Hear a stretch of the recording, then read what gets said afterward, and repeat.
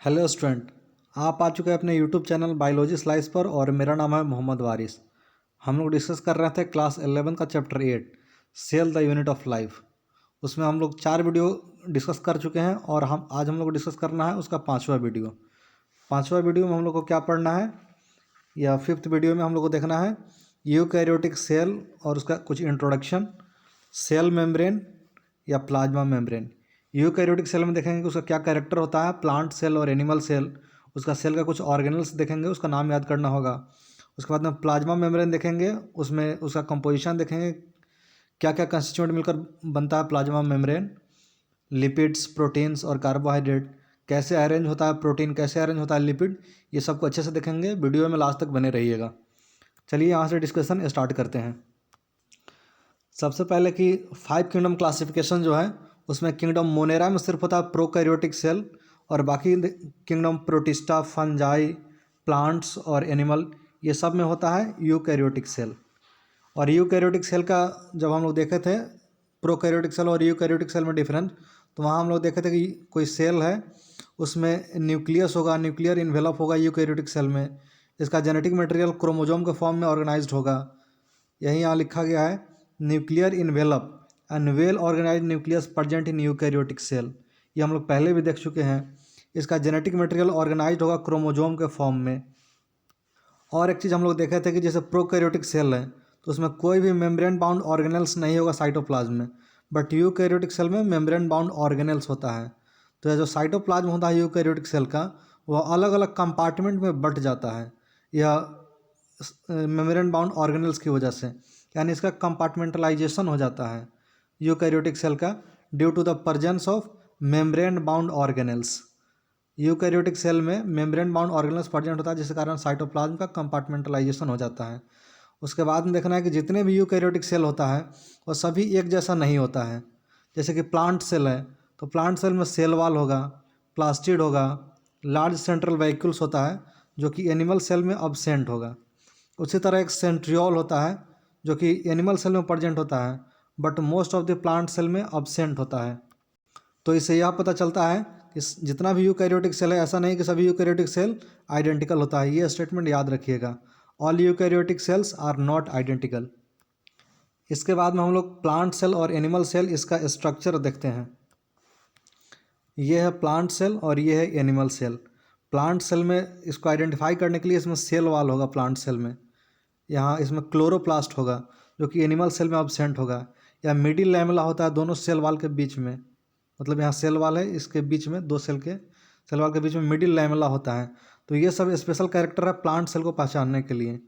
बाकी ये जितना भी इसमें ऑर्गेनल्स बताया गया है, न्यूक्लियस, न्यूक्लियोलस, गोल्गी एपरेटस, ये सभी ऑर्गेनल्स जो प्लांट सेल में है और सभी जो एनिमल सेल में है, इसको अच्छे से देखकर याद कर लीजिएगा क्योंकि एग्जाम में डायग्राम दे सकता है और किसी भी ऑर्गेनल्स को आइडेंटिफाई करके बता देगा कि हाँ इसका नाम बताइए या इसका फंक्शन बताइए। इसलिए जितना भी यहाँ ऑर्गेनल्स है, स्मूथ इंडोप्लाज्मिक रेटिकुलम, यहाँ प्लाज्मोडेस्माटा है, रफ इंडोप्लाज्मिक रेटिकुलम, लाइसोसोम, यहाँ गोल्गी एपरेटस एनिमल सेल में है, या माइक्रोविलाई होता है, ये सब छोटा छोटा। ये जितना भी ऑर्गेनल्स यहाँ दिखाया गया है सभी ऑर्गेनल्स को अच्छे से याद कर लीजिएगा। यहाँ पे यूकैरियोटिक सेल का स्ट्रक्चर देख लिया हम लोग, इंट्रोडक्शन देख लिए। अब यहाँ से हम लोग स्टार्ट करते हैं सेल मेम्ब्रेन। हम लोग ये पहले भी पढ़ चुके हैं कि इलेक्ट्रॉन माइक्रोस्कोप को डिस्कवर करे थे नॉल एंड रस्का 1950 में। तो इलेक्ट्रॉन माइक्रोस्कोप का जब इन्वेंट हुआ, इसका इन्वेंशन के बाद ही या जो होता है सेल मेम्ब्रेन या प्लाज्मा मेम्ब्रेन, उसके केमिकल स्ट्रक्चर के बारे में डिटेल्स में आदमी स्टडी कर पाया, उसको पढ़ पाया। और ये सेल मेम्ब्रेन को स्टडी करने के लिए जो बेस्ट मटेरियल होता है वह ह्यूमन का आरबीसी होता है।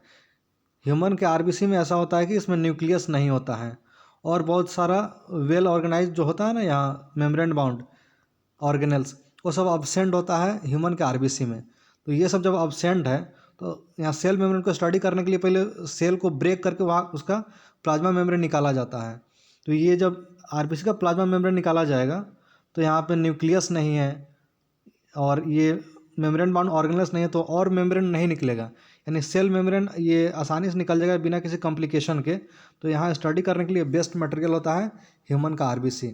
वही यहाँ लिखा गया है, RBC like nucleus and many other membrane bound cell organelles, thus they are the best material for the study of chemical structure of cell membrane। Without any complication. इसमें ज़्यादा कॉम्प्लिकेशन नहीं आता क्योंकि न्यूक्लियस और मेम्ब्रेन बाउंड ऑर्गेनल्स नहीं है। इसमें अगर निकाला जाएगा तो सिर्फ प्लाज्मा मेम्ब्रेन निकल जाएगा। और जो यहाँ सेल मेम्ब्रेन होता है वह मेनली लिपिड्स और प्रोटीन का बना होता है, और अलग अलग सेल में लिपिड्स और प्रोटीन का कंसंट्रेशन यानी उसका रेशियो अलग अलग होता है। जैसे ह्यूमन के आरबीसी में देखा जाए तो प्रोटीन होता है 52% आरबीसी के प्लाज्मा मेम्ब्रेन में, लिपिड होता है 40%, और अदर कार्बोहाइड्रेट शुगर या अदर कुछ होता है वो सब होता है 8%। यहाँ अच्छे से याद रखिएगा कि प्रोटीन होता है 52%, लिपिड होता है 40%। जब क्वेश्चन आता है तो स्टूडेंट को कन्फ्यूजन होता है कि प्रोटीन 52 था कि प्रोटीन 40 था। तो इसको याद करने के लिए एक तरीका याद रखिए, जैसे प्रोटीन है तब पी से है, तब प्रोटीन होगा लगभग 50%, पी से प्रोटीन, पी से 50 यानी 52 है। उसी तरह लिपिड है, लिपिड एल से है तो लिपिड होगा 40%, 40 में भी एल आ रहा है और लिपिड में भी 40 एल आ रहा है। तो इसको अच्छे से याद रखिएगा, प्रोटीन लगभग 50% यानी 52% और लिपिड 40%। और आगे देखते हैं, यहाँ देखते हैं लिपिड्स के बारे में। जो सेल मेम्ब्रेन में लिपिड होता है वह मेनली फॉस्फोलिपिड होता है और कुछ कोलेस्ट्रॉल होता है।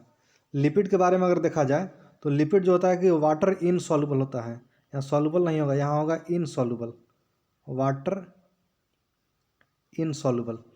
वाटर इनसॉल्युबल ऑर्गेनिक कंपाउंड होता है और इसका मॉलिकुलर वेट जो होता है लिपिड का वो 1000 डाल्टन से कम होता है।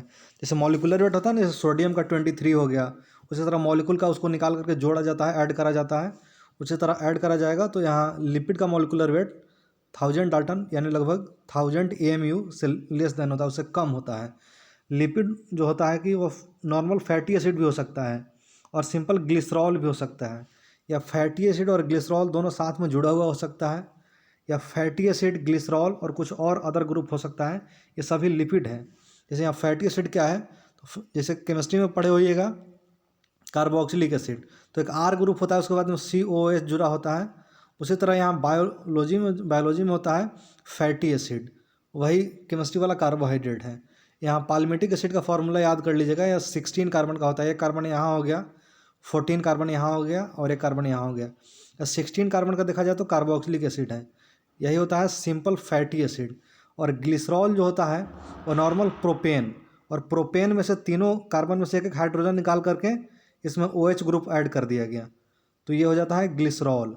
और इसी तरह एक ग्लिसराइड होता है, अगर तीनों जगह अगर यहाँ जुड़ जाए फैटी एसिड ग्रुप, यहाँ भी एक फैटी एसिड जुड़ा है, जैसे कि यहाँ का हाइड्रोजन हट जाता है जब जुड़ता है तो, और यहाँ का ये OH ग्रुप हट जाता है और यहाँ पे ये बॉन्ड बना लेता है, यह ग्लिसरॉल वाला था ये, और इधर से फिर फैटी एसिड आकर के जुड़ गया और ट्राईग्लिसराइड हो गया। तो लिपिड में हम लोग देखें कि फैटी एसिड हो सकता है सिंपली, या सिंपल ग्लिसरॉल, और फैटी एसिड प्लस ग्लिसरॉल हो जाएगा, या ग्लिसराइड हो जाएगा। उसी तरह फैटी एसिड ग्लिसरॉल और कुछ और अदर ग्रुप भी हो सकता है। और एक होता है फॉस्फोलिपिड जो सेल मेम्ब्रेन में प्रेजेंट होता है, उसमें फैटी एसिड होता है, ग्लिसरॉल होता है और उसमें फॉस्फेट ग्रुप होता है। तो इतना तक यहाँ समझ में आ गया। फिर आगे देखते हैं इसमें और डायग्राम, जैसे फॉस्फोलिपिड का, तो इसमें पोलर ग्रुप होता है, नॉन पोलर होता है, सेचुरेटेड होता है, अनसेचुरेटेड होता है, उस सबको देखते हैं यहाँ पे। ये सबको समझने से पहले एक बात समझ लीजिए, जैसे कि वाटर मॉलिक्यूल होता है, तो वाटर एक पोलर मॉलिक्यूल होता है, और केमिस्ट्री में आप पढ़े होइएगा कि लाइक डिजॉल्व लाइक एक स्टेटमेंट होता है कि पोलर जो मॉलिक्यूल है उसमें पोलर मॉलिक्यूल डिजॉल्व होता है और नॉन पोलर में नॉन पोलर मॉलिक्यूल डिजॉल्व होता है। वाटर में होता है कि एक ऑक्सीजन होता है, इसमें लोन पेयर होता है, फिर इससे हाइड्रोजन जुड़ा हुआ होता है, तो ये एक पोलर मॉलिक्यूल है, केमिस्ट्री में आप लोगों को पता होगा। और ये केमिस्ट्री का स्टेटमेंट भी पता होगा कि लाइक डिजॉल्व लाइक, तो पोलर मॉलिक्यूल में सिर्फ पोलर मॉलिक्यूल घुलता है और नॉन पोलर में नॉन पोलर मॉलिक्यूल घुलता है, डिजॉल्व होता है। वहीं यहाँ लिखा गया है water is a polar covalent molecule which act as solvent for polar molecules like dissolve like. उसी तरह अगर कोई भी अगर पोलर मॉलिक्यूल है तो वाटर में डिजॉल्व होगा, यानी इसको कहते हैं हाइड्रोफिलिक, और नॉन पोलर को कहते हैं हाइड्रोफोबिक, मतलब वाटर से दूर भागता है, वाटर में डिजॉल्व नहीं होता है। और ये जो फॉस्फोलिपिड होता है, फॉस्फोलिपिड में हम बताएं कि हाँ उसमें फैटी एसिड होगा, ग्लिसरॉल होगा, एक फॉस्फेट ग्रुप होगा। तो ये फॉस्फोलिपिड में दोनों होता है, हाइड्रोफोबिक भी होता है और हाइड्रोफिलिक भी होता है। इसमें जैसे यहाँ फैटी एसिड होगा तो ये R ग्रुप है, तो यहाँ सेचुरेटेड कार्बन होगा जनरली, तो यह जो सेचुरेटेड कार्बन होता है वह नॉन पोलर होता है। और बाकी इधर में जैसे कार्बन है डबल बॉन्ड है, यहाँ फॉस्फेट ग्रुप है, तो ये सब अनसेचुरेटेड हो गया। तो अनसेचुरेटेड पोलर होता है और यह हाइड्रोफिलिक होता है। इसको और अच्छे से यहाँ डायग्राम में नेक्स्ट पेज पर देखते हैं। जैसे यहाँ है, ये एक फॉस्फोलिपिड का डायग्राम है। यहाँ पे ये एक फैटी एसिड जुड़ा है, यहाँ पे एक फैटी एसिड है, और ये ग्लिसरॉल वाला पार्ट है, यहाँ पे समझ में आ रहा होगा, और यहाँ से एक फॉस्फेट ग्रुप वाला पार्ट है। तो इसमें पोलर और नॉन पोलर ग्रुप दोनों है। यहाँ जैसे आर है, यहाँ पे अल्काइल ग्रुप होगा, यहाँ पे अल्काइल ग्रुप होगा, तो सेचुरेटेड कार्बन हुआ यहाँ पे। और सेचुरेटेड जो होता है वह नॉन पोलर होता है, और नॉन पोलर हाइड्रोफोबिक, जो अभी पिछले पेज पर बताए थे। और इसको यहाँ एक डायग्राम के फॉर्म में दिखाया गया है। यहाँ पे जो सेचुरेटेड ग्रुप होगा वो हाइड्रोफोबिक टेल इसको कहते हैं, टेल बोलते हैं। और यहाँ जो पोलर ग्रुप होगा जो वाटर से अट्रैक्ट होगा उसको बोलते हैं हाइड्रोफिलिक, और इसको हेड बोलते हैं। यह अच्छे से समझ में आ गया होगा। फिर इसमें आगे देखते हैं, ये जो लिपिड होता है, जैसे कि यह सेल होगा तो इसका सेल मेम्ब्रेन है या बाहर का। तो ये लिपिड जो होता है सेल मेम्ब्रेन में बाई लेयर के रूप में अरेंज रहता है। जैसे इतना दूर का अगर मेम्ब्रेन काट करके यहाँ इसको जूम करके दिखाया जाए तो कुछ ऐसा दिखेगा। यह लिपिड बाई लेयर मतलब 2 लेयर में अरेंज होता है। ये जो हाइड्रोफिलिक एंड जो है, हाइड्रोफिलिक जो हेड है वह दोनों तरफ रहेगा। जैसे कि अगर इधर भी वाटर है, इधर भी वाटर है, तो दोनों तरफ ये रहेगा हाइड्रोफिलिक वाला, और बीच में हाइड्रोफोबिक वाटर से एक्वस मीडियम से बचा हुआ रहेगा। या सेचुरेटेड फैटी एसिड या टेल हो जाता है हाइड्रोफोबिक। इस तरह से इसका क्रॉस सेक्शन यहाँ दिखाया गया है, और फिर इसको जूम करके यहाँ दिखाया गया है। एक बात याद रखिएगा, ये फॉस्फोलिपिड बाइलेयर है, यहाँ पे भी लिखा गया है हाइड्रोफोबिक टेल और हाइड्रोफिलिक हेड ग्रुप। जो इसमें लिपिड जो होता है वह एक लेयर से दूसरे लेयर में जा सकता है, या अपने एक्सिस का अराउंड रोटेट कर सकता है। जो एक लेयर से दूसरे लेयर में जाएगा तो इसको बोलते हैं फ्लिप फ्लॉप मूवमेंट। यही यहाँ लिखा गया है, individual lipid molecules can rotate around their own axis and can migrate from one layer to other. और इस प्रोसेस को, अगर लिपिड एक लेयर से दूसरे लेयर में अगर जा रहा है तो इस मूवमेंट को बोलते हैं फ्लिप फ्लॉप मूवमेंट। इतना तक समझ में आ गया कि लिपिड क्या होता है, और यहाँ सेल मेम्ब्रेन में लिपिड अरेंज कैसे होता है। तो सेल मेम्ब्रेन में हम बताते हैं कि लिपिड से मिलकर बना होता है, प्रोटीन से मिलकर बना होता है, और कुछ कार्बोहाइड्रेट भी होता है। तो हम लोग पहला पोर्शन देख चुके हैं लिपिड वाला। इसके बाद हम देखते हैं प्रोटीन का पोर्शन। प्रोटीन में देखना है कि जो मेम्ब्रेन में प्रोटीन होता है वह मतलब कितना आसानी से मेम्ब्रेन से प्रोटीन को बाहर निकाला जा सकता है, ईज ऑफ एक्सट्रैक्ट। उसके बेसिस पे प्रोटीन को 2 टाइप्स में डिवाइड करा गया है। एक पेरिफेरल होता है और एक इंटीग्रल होता है। पेरिफेरल प्रोटीन वह होता है जो जैसे सेल मेम्ब्रेन पर बाहर मतलब ज़्यादा उसमें मेम्ब्रेन में ज़्यादा अंदर नहीं गया हो, ज़्यादा उसमें इम्बेडेड नहीं हो, तो उसे बोलते हैं पेरिफेरल। या एक्सट्रिंजिक प्रोटीन या ईज ऑफ एक्सट्रैक्ट मतलब निकालने में कितना आसानी से, तो जो पेरिफेरल प्रोटीन होगा उसको आदमी सेपरेट करे अगर प्लाज्मा मेम्ब्रेन से तो आसानी से सेपरेट कर सकता है। क्या नॉर्मली मेम्ब्रेन पे ऐसे लाई करता है। तो यही यहाँ लिखा गया है, जो पेरिफेरल या एक्सट्रिंजिक प्रोटीन होता है it lies on the surface of the cell membrane. और जो इंटीग्रल प्रोटीन होता है इसको ट्रांस मेम्ब्रेन प्रोटीन भी कहते हैं या इंट्रिंजिक प्रोटीन भी कहते हैं। या जो प्लाज्मा मेम्ब्रेन में बरीड होता है, या तो टोटली या पूरा पूरा इसमें बरीड होगा जैसे ये दिखाया गया है, या पार्शियली थोड़ा सा बरीड होगा। ये टोटली या पार्शियली बरीड होगा, या प्लाज्मा मेम्ब्रेन मतलब प्लाज्मा मेम्ब्रेन में या धंसा हुआ होगा। यहाँ पे दिखाया गया है पेरिफेरल, यहाँ पे पेरिफेरल, यहाँ पेरिफेरल है। यह इंटीग्रल है यानी टोटली या बरीड है, ये भी टोटली बरीड है। यहाँ जो है कि पार्शियली बरीड है। तो इसको ध्यान रखिएगा कि जो प्रोटीन होता है उसको ईज ऑफ एक्सट्रैक्ट के बेसिस पर प्लाज्मा मेम्ब्रेन में 2 टाइप्स में डिवाइड करा गया है, एक पेरिफेरल या एक्सट्रिंजिक प्रोटीन और एक इंटीग्रल या इंट्रिंजिक या इसी को बोलते हैं ट्रांस मेम्ब्रेन प्रोटीन। फिर आगे यह लिखा गया है कि जो प्रोटीन होता है वह फ्लिप फ्लॉप मूवमेंट नहीं कर सकता है। फ्लिप फ्लॉप मूवमेंट हम लोग देखे थे कि लिपिड एक लेयर से दूसरे लेयर में अगर लिपिड का मॉलिक्यूल जा रहा है उसे बोलते हैं फ्लिप फ्लॉप मूवमेंट। लेकिन प्रोटीन जो है कि नॉर्मल ये लेयर में एक जगह से दूसरे जगह जा सकता है, वो नॉर्मली ऐसे मूव करते हुए जा सकता है एक जगह से दूसरे जगह, उसका लैटरल मूवमेंट हो सकता है प्रोटीन का। तो यह याद रखिएगा कि लिपिड बाई लेयर में प्रोटीन का लैटरल मूवमेंट होगा और लिपिड का फ्लिप फ्लॉप मूवमेंट होगा। हम लोग सेल मेम्ब्रेन के कंस्टिट्यूएंट्स में लिपिड देख लिए, प्रोटीन देख लिए। अब 3rd नंबर पे हम लोग देखेंगे शुगर जो होता है उसमें कार्बोहाइड्रेट, उसको देखेंगे। जैसे कुछ स्मॉल कार्बोहाइड्रेट मॉलिक्यूल होता है जो कि प्रोटीन से या एक्सट्रिंजिक प्रोटीन या लिपिड से जुड़ा होता है, और वह जुड़ करके बनाता है ग्लाइकोलिपिड बनाएगा। अगर लिपिड से जुड़ा हुआ होगा, ग्लाइको मतलब कार्बोहाइड्रेट वाला पार्ट और लिपिड मतलब लिपिड वाला पार्ट, उस तरह ग्लाइको प्रोटीन बनाएगा। ग्लाइको यानी कार्बोहाइड्रेट वाला पार्ट और प्रोटीन मतलब प्रोटीन वाला पार्ट, तो यह कार्बोहाइड्रेट जो होगा लिपिड या प्रोटीन से जुड़ करके ग्लाइकोलिपिड या ग्लाइकोप्रोटीन बनाएगा। इसका काम यह होता है कि रिस्पॉन्सिबल फॉर सेल रिकॉग्निशन के लिए, सेल को रिकॉग्नाइज करने के लिए कि यह कौन सा सेल है। जैसे कि आरबीसी होता है तो उसमें एक पॉलीसेकेराइड अलग अलग एंटीजन होता है, उसी बेसिस पर उसी बेसिस पर जो ब्लड ग्रुप होता है, A blood group, B blood group, A B blood group, उसको डिफाइन करा जाता है।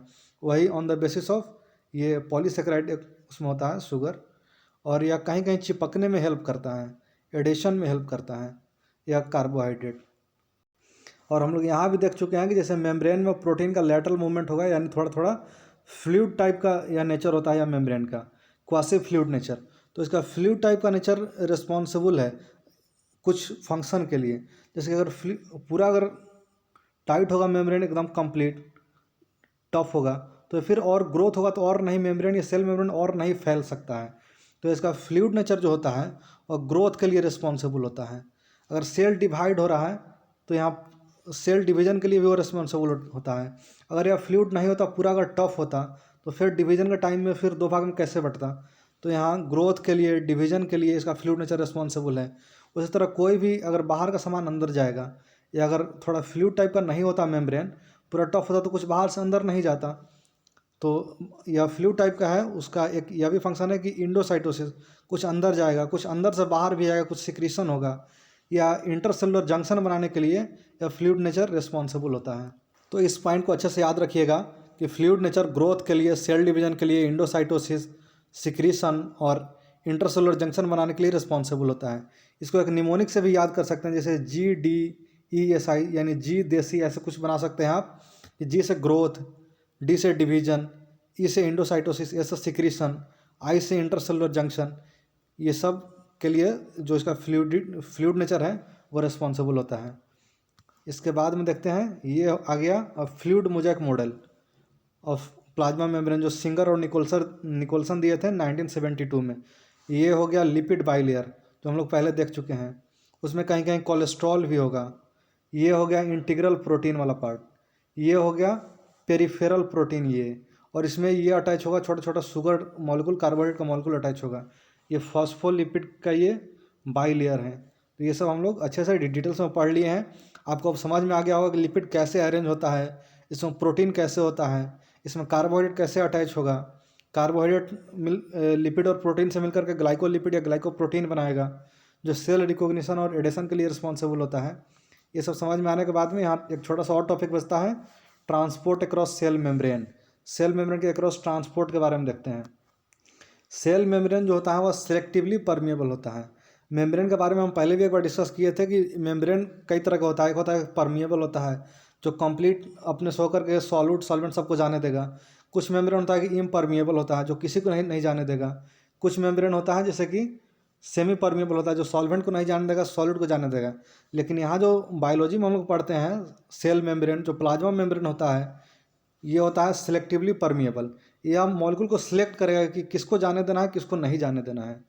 क्या यहाँ याद रखिएगा, ये क्वेश्चन पूछा गया भी है नीट में, कि ये मेम्ब्रेन जो होता है वो सिलेक्टिवली परमिएबल होता है।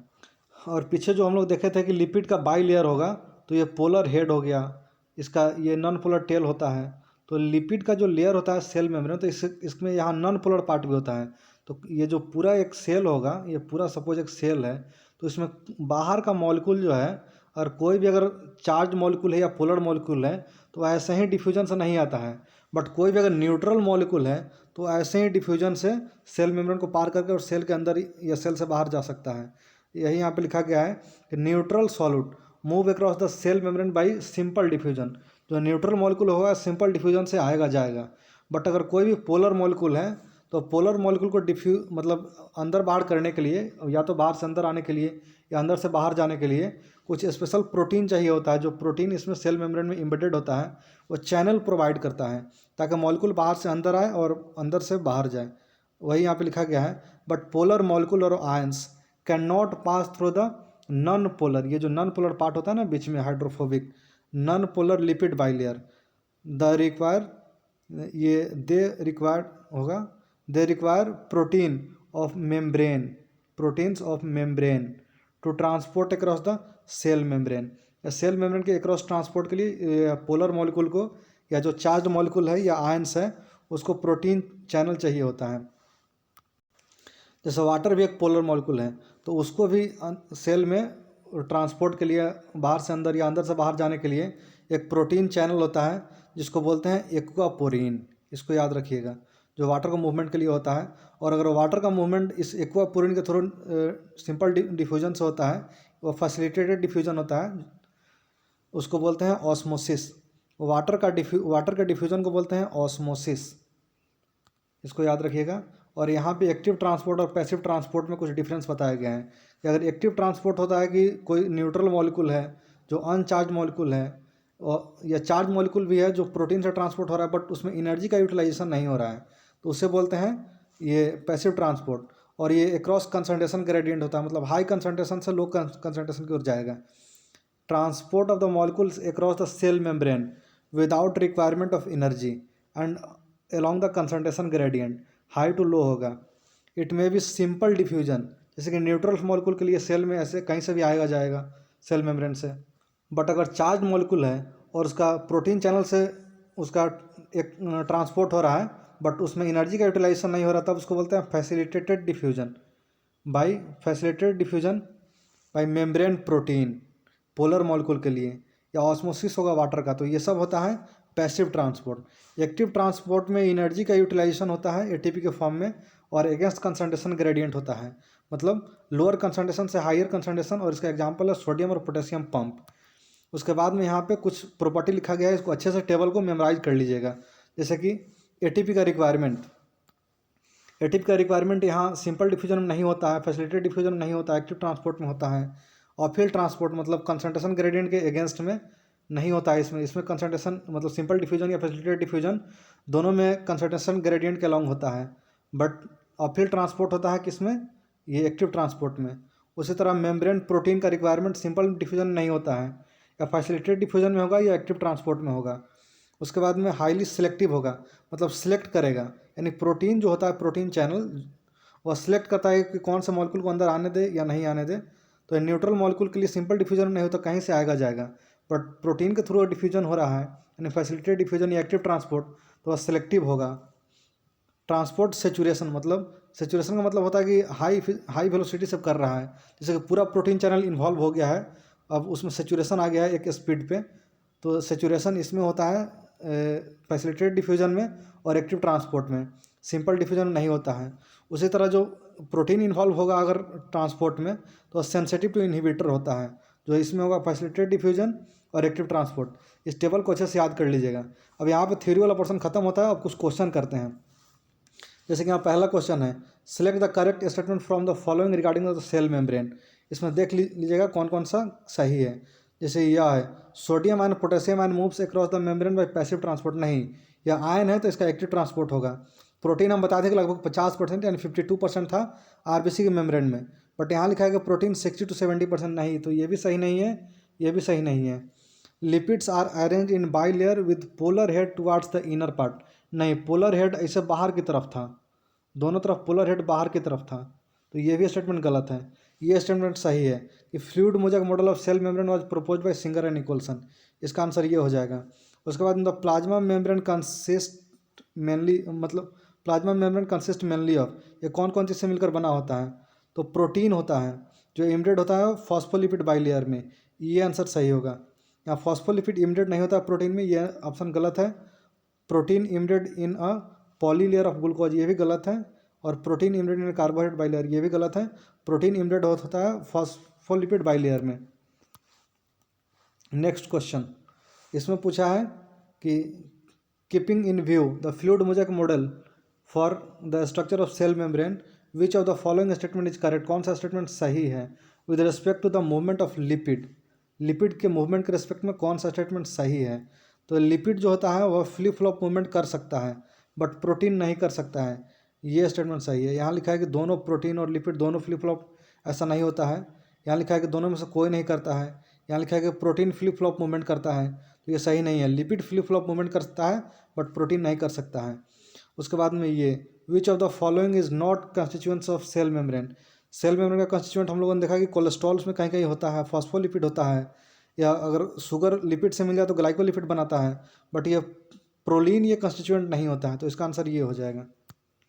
उसके बाद में next question, according to widely accepted fluid mosaic model cell membrane और सेमी फ्लूइड, हम लोगों ने देखा था क्वासी फ्लूइड या semi fluid, where lipid and integral protein can diffuse randomly in a recent year, this model has been modified in several respect, in this regarding which of the following statement is correct.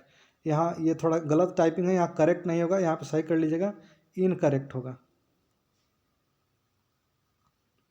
ये NEET 2005 का question है, इसमें पूछ रहा है कौन सा incorrect होगा। Protein in cell membrane can travel within the bilayer, ये सही है। उसके बाद में protein can also go flip flop movement in the lipid bilayer, protein का फ्लिप फ्लॉप मूवमेंट नहीं होता है, तो यही स्टेटमेंट इनकरेक्ट है, तो इसका आंसर यही हो जाएगा। Protein remains confined certain domains, एक डोमेन तक रहता है और कहीं कहीं मूव करता है। Many protein remains completely embedded in the lipid bilayer, ये भी स्टेटमेंट सही है, ये स्टेटमेंट गलत था और इनकरेक्ट पूछा तो ये आंसर होगा। उसके बाद में इन fluid mosaic model of plasma membrane, यहाँ लिखा है कि upper layer is non polar and hydrophilic, ऐसा नहीं है। अपर लेयर जो होता है कि पोलर होता है और हाइड्रोफिलिक होता है, तो ये गलत है।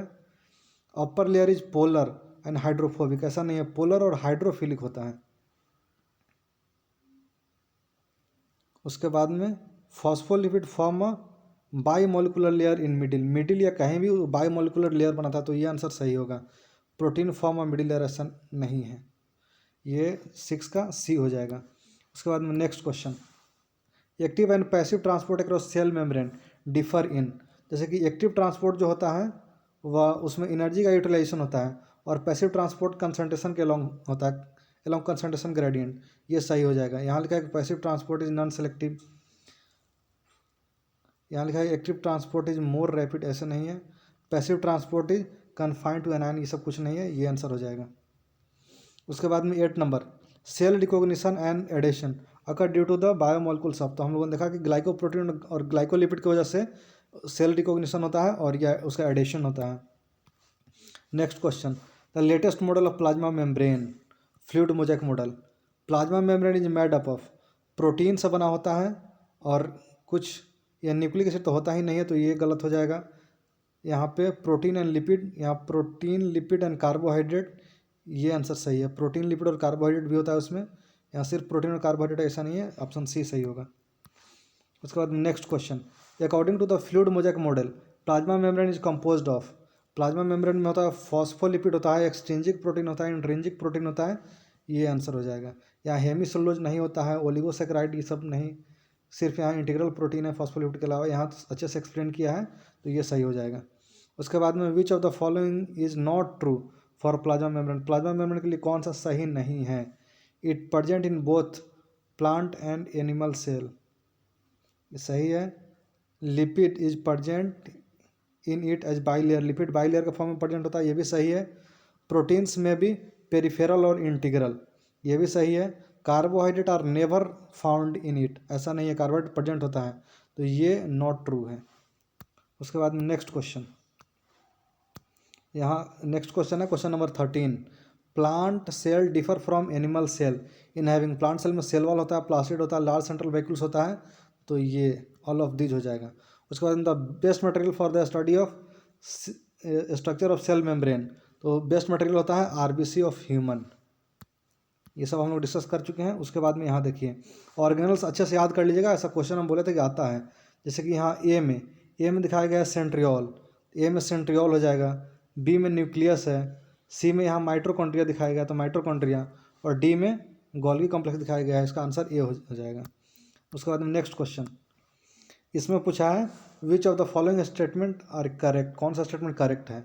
All eukaryotic cell are identical, हम लोग देखे थे कि सभी यूकैरियोटिक सेल आइडेंटिकल नहीं होता है, प्लांट सेल में कुछ होगा जो एनिमल सेल में नहीं होगा, कुछ एनिमल सेल में होगा जो प्लांट में नहीं होगा, तो सभी आइडेंटिकल नहीं होता है।